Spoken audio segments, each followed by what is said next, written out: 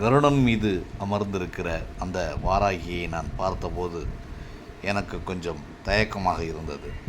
வாராகிக்கு கருடன் எப்படி வாகனமாக இருக்க முடியும் என்று நான் யோசித்து கொண்டிருந்த போதுதான் எனக்குள்ளேயே இன்னொரு யோசனையும் ஓடியது.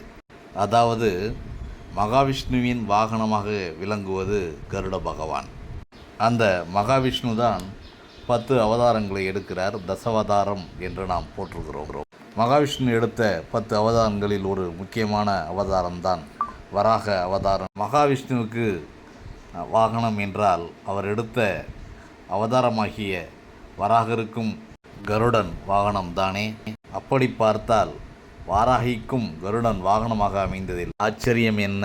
இப்படி ஒரு அழகான கருட வாகன வாராகி காட்சி தருவது வேலூர் மாவட்டம் பள்ளிகொண்டா டோல்கேட் அருகிலுள்ள ஸ்ரீஸ்தலம் துர்வா ஆசிரம வாராகி கோயிலில்.